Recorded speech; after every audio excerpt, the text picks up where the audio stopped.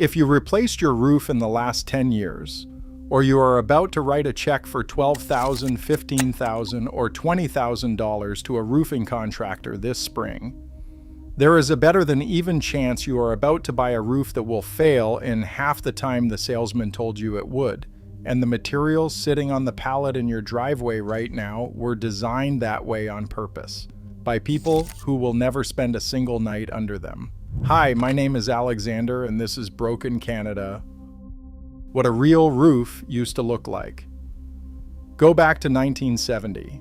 Your grandfather calls a roofer, not a call center, not a website form, not a company with a cartoon mascot on the side of a van. He calls a man. That man shows up with a crew who had been doing one thing their entire working lives, and that one thing was roofing. They strip the old roof down to bare wood.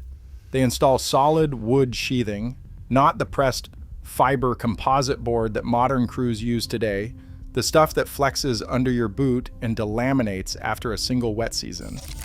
They roll out felt underlayment, sometimes 2 layers deep, because 2 layers meant 2 chances to stop water before it found your ceiling. And then they nail down asphalt shingles that were heavy, genuinely heavy, saturated with real asphalt, loaded with granules bonded to the surface so well that some of those granules are still sitting exactly where they were placed 50 years ago.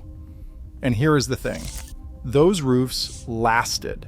Not 15 years, not 20 years on a good day if the ventilation happened to be right. 40 years, sometimes more. Not because those men had access to technology we do not have today. We have more technology now than at any point in the history of construction. No, it was because the trade had something it has almost completely lost: standards.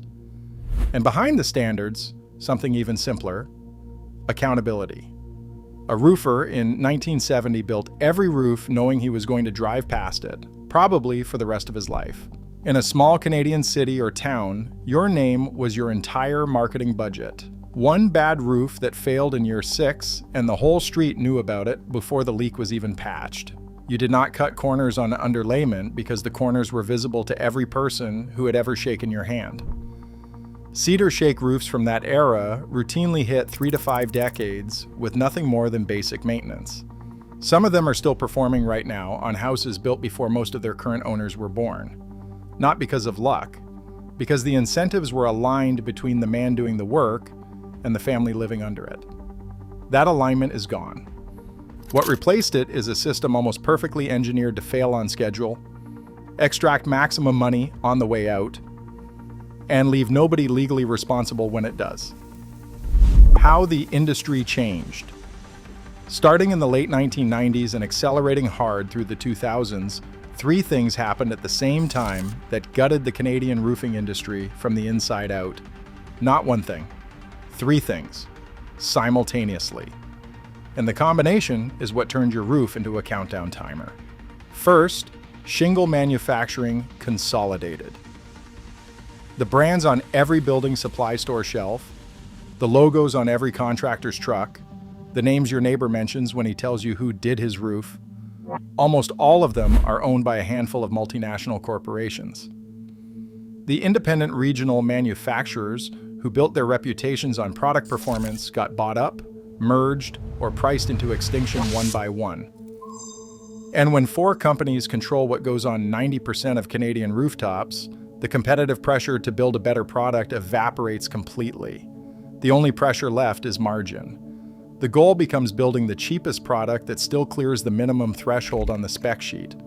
Not the best product, the cheapest one that passes. Second, the contractor model broke. The Canadian roofing market today is dominated by volume operations running on thin margins and winning jobs by undercutting everyone else on price. When your entire business model depends on how fast your crew can shingle a house and move to the next one, every single decision tilts towards speed. Fewer nails per shingle, thinner underlayment, flashings cut short at the penetrations, seams rushed at the valleys. None of it is visible the day the truck pulls away. All of it takes years off the roof's life. Third, the warranty stopped being a guarantee and became a sales tool. I'm going to come back to this in detail because it deserves its own conversation. But hold on to this for now. The 30-year warranty printed on that shingle bag was drafted by attorneys whose sole job was to make sure the manufacturer almost never has to honor it. That is not a cynical interpretation. That is what the exclusions section actually says. 3 forces, 1 collision. The result is a modern Canadian roof that looks completely fine on install day and starts failing somewhere between year 8 and year 12. Not bad luck, math. The 4 failure points. This is the part contractors hope you never learn, because once you understand these 4 failure points, you will never look at a roofing quote the same way again. Failure point 1, the shingle scam. Modern asphalt shingles are a shell game. Walk into any building supply store in Canada and you will see shingles marketed as 25-year, 30-year, 40-year, even lifetime warranty products. Those numbers sound like performance guarantees. They are not. They are marketing categories. Here is what actually determines how long a shingle lasts: the weight of the asphalt mat, the quality and thickness of the granule coating, and how well the granules are bonded to the surface. And on all 3 of those metrics, modern shingles have been getting progressively lighter and cheaper since the early 2000s.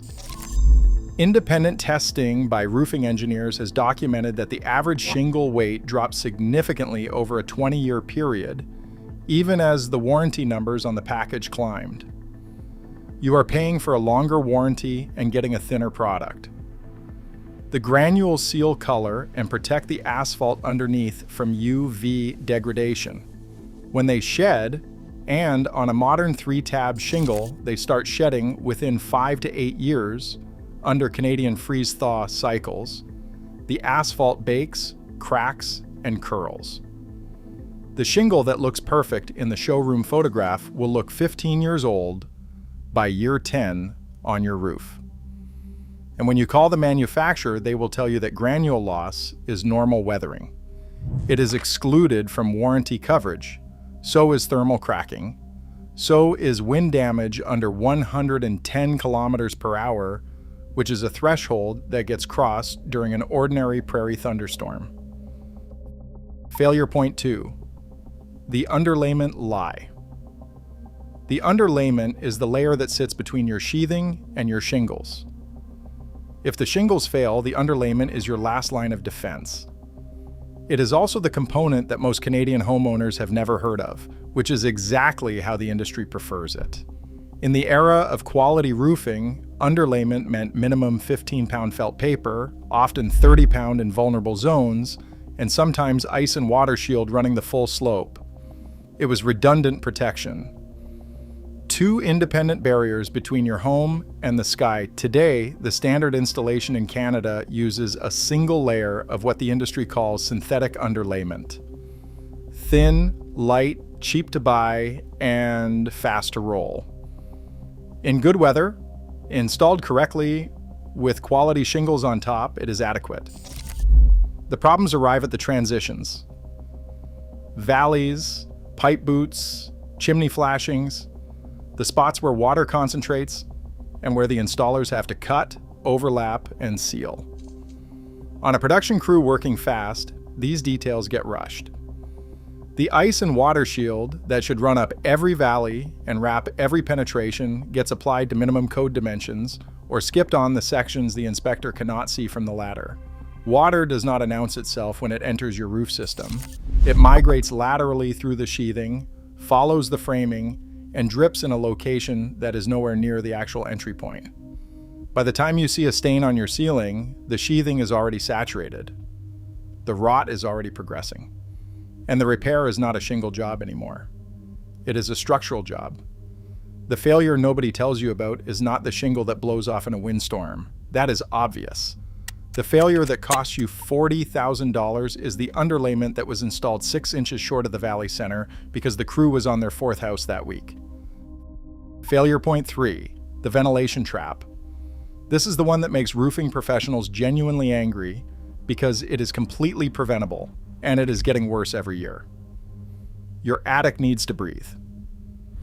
Cold air enters at the soffits along the eaves, flows up across the underside of the sheathing, and exits at the ridge. That airflow does two things. In winter, it keeps the sheathing cold, which prevents ice dams from forming at the eave.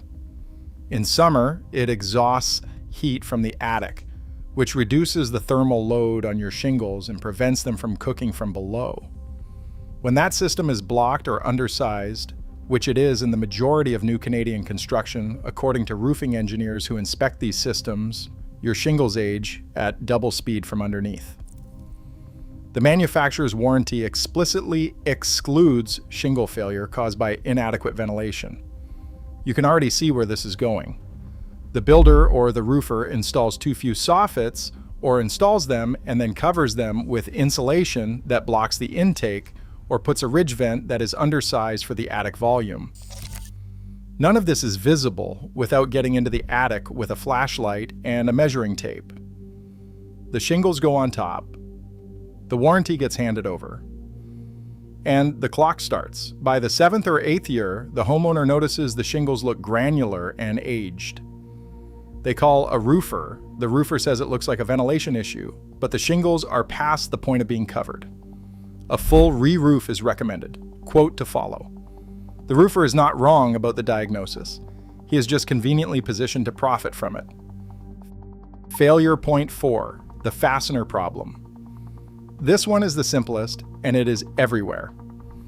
Every asphalt shingle has a nailing zone.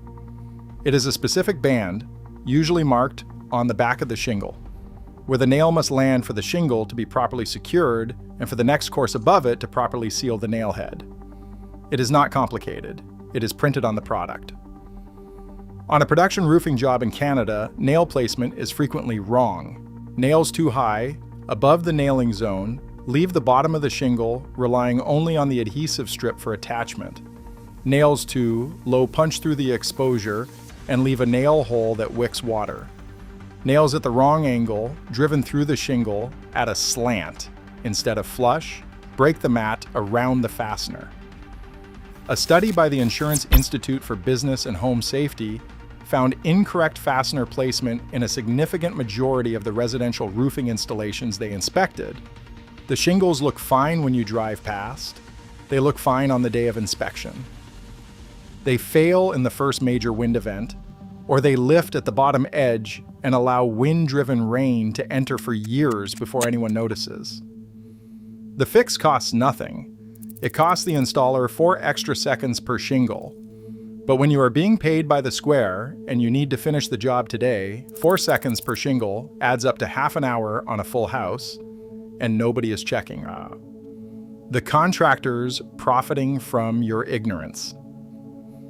I want to be fair here. There are excellent roofing contractors in Canada, people who have been doing this for 30 years, who take ventilation seriously, who will tell you when your sheathing needs to be replaced before new shingles go down, who nail to spec and flash every penetration like they are going to have to defend it in court.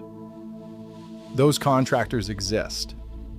They are not the ones who are going to cold call you 3 days after a hailstorm. What arrived in Canada over the last 15 years is the storm-chasing contractor model. These operations, many of them based outside the province they are working in, follow severe weather events. They show up in affected neighborhoods with door hangers and a very smooth pitch. They offer to work with your insurance company. They install fast, they install cheap, and they are gone before anything fails. The insurance claim cycle that supports this model is frankly ingenious if you are the one profiting from it. A hail event creates widespread cosmetic damage. Homeowners file claims. Insurance pays for a re-roof. A contractor installs builder-grade shingles at maximum speed, pockets the margin between the insurance payout and actual material cost, and moves to the next city. 7 years later, the inadequately ventilated, improperly fastened roof shows early failure. Another insurance claim, another contractor, another cycle. The homeowner's premiums go up. The contractor drives to the next town. The shingle manufacturer sells another pallet. Everyone wins except the person who lives in the house. And here is the detail that ties all of this together. The 30-year warranty on those shingles requires the homeowner to prove that the failure was a manufacturing defect and not caused by improper installation, inadequate ventilation, or excluded weather conditions. Good luck proving that when the crew that installed your roof operated out of a numbered company that dissolved 6 months after the job was done. What you should actually buy. There are 3 roofing systems that professionals in this country recommend when the conversation is honest and nobody is trying to sell you something.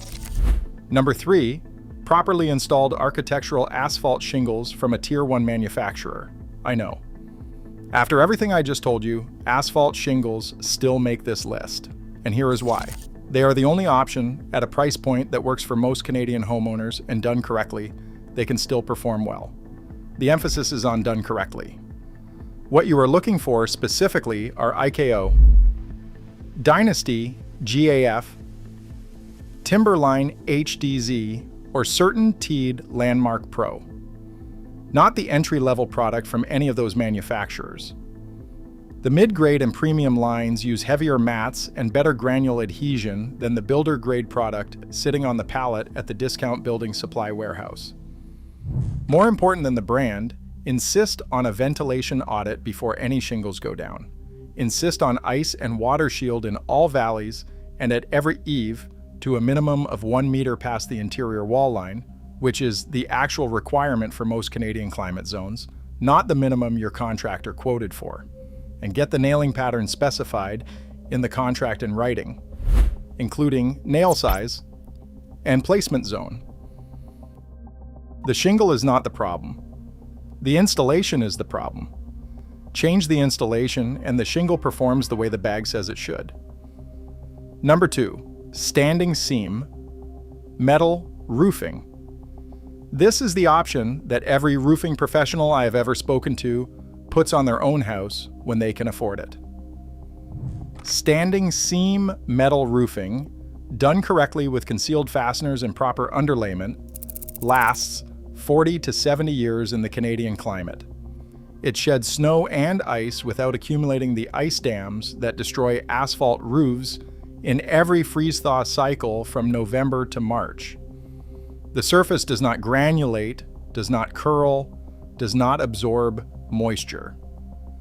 There is nothing for wind to lift because the fasteners are hidden under the seam. The total installed cost on an average Canadian home runs between $22,000 and $35,000 depending on complexity, which is 2 to 3 times the cost of an asphalt re-roof. The math over a 60-year ownership period makes that premium completely irrelevant. You are buying one roof. Your children may not need to replace it either. The catch is the installer. Metal roofing requires a skilled trade, and the wrong installation, particularly at the flashings and the ridge, creates worse leak problems than anything asphalt can manage. Find a contractor who does metal exclusively, who has been doing it for at least a decade, and who can walk you through 20 roofs they have installed in your climate zone. The certification matters, the portfolio matters. Number 1, cedar shake or shingle roofing done the right way. This is the old answer, and it is still the best answer on the right house in the right climate.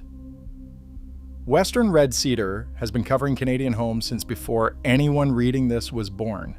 Properly installed, properly maintained, with breathable underlayment and correct spacing to allow drainage and drying, a cedar shake roof in the right climate zone lasts 30 to 50 years and looks better in year 20 than an asphalt roof looks in year 8.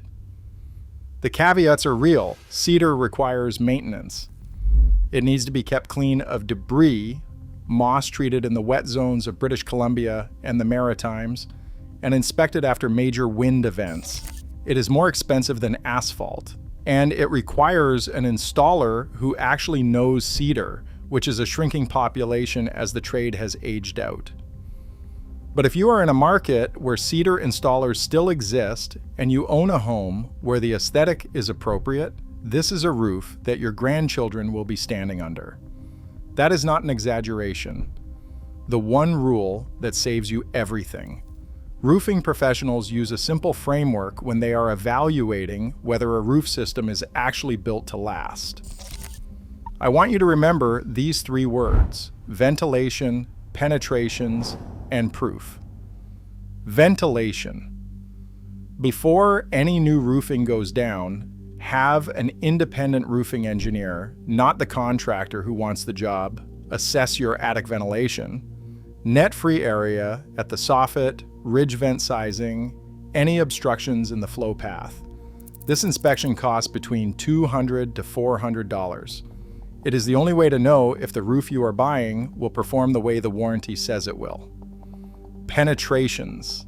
Every pipe, every chimney, every skylight, every wall, intersection is a potential entry point for water. These are the areas where installation speed kills longevity.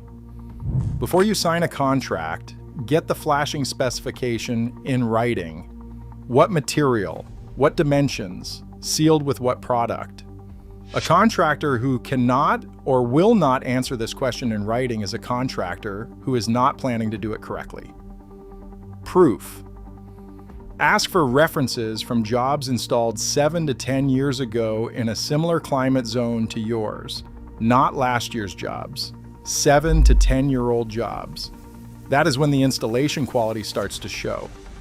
A contractor who cannot produce references from that window either has not been in business long enough or has something to hide. The warranty on the shingle bag is a legal document written to protect the manufacturer. The only warranty that protects you is the one in the contract you sign before the truck pulls into your driveway.